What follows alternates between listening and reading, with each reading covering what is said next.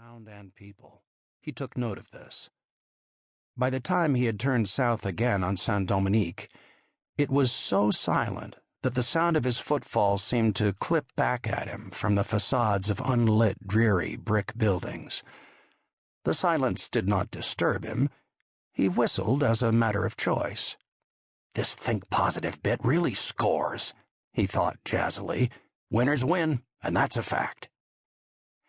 Then his round, boyish face contracted into concern as he wondered if it was also true that losers lose. He tried to remember his college logic course. No, he decided at length, that doesn't necessarily follow. Losers don't always lose, but winners always win. He felt better for having thought it out. He was only 1 block from his third-rate hotel. He could see the damaged sign, H. Tell, in vertical red neon down the street. Almost home free.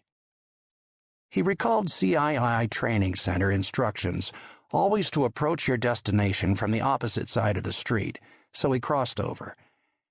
He had never fully understood the reason for this rule beyond simple sneakiness, but it would no more occur to him to demand an explanation than it would to disobey. Saint-Dominique's wrought-iron street lamps had not yet fallen prey to urban uglification in the form of lip-blacking mercury lamps, so Wormwood was able to amuse himself by watching his shadow slip out from beneath his feet and grow long before him, until the next lamp assumed domination and projected his shadow, ever shortening, behind him.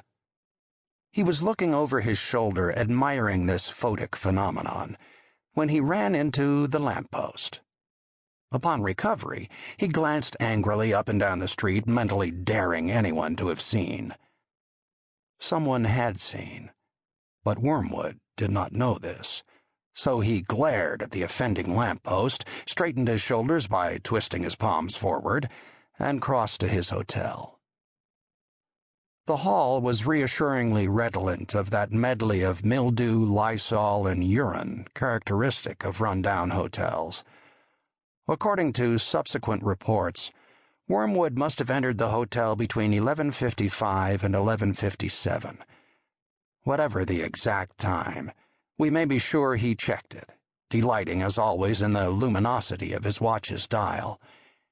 He had heard that the phosphorescent material used on watch dials could cause skin cancer, but he felt that he made up for the risk by not smoking. He had developed the habit of checking the time whenever he found himself in a dark place. Otherwise, what was the use of having a watch with a luminous dial? It was probably the time he spent considering this that made the difference between 11:55 and 11:57. As he climbed the dimly lit staircase with its damp, scrofulous carpet, he reminded himself that winners win. His spirits sank, however, when he heard the sound of coughing from the room next to his. It was a racking, gagging, disease-laden cough that went on in spasms throughout the night. He had never seen the old man next door, but he hated the cough that kept him awake.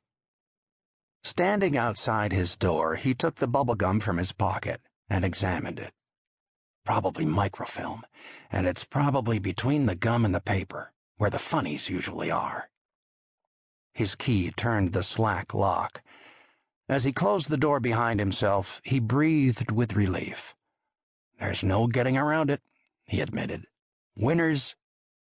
But the thought choked in mid-conception. He was not alone in the room. With a reaction the training center would have applauded, he popped the bubblegum, wrapper and all, into his mouth and swallowed it, just as the back of his skull was crushed in. The pain was very sharp indeed, but the sound was more terrible. It was akin to biting into crisp celery with your hands over your ears, but more intimate. He heard the sound of the second blow quite clearly, a liquid crunch, but oddly it did not hurt. Then something did hurt. He could not see, but he knew they were cutting open his throat. The image of it made him shudder, and he hoped he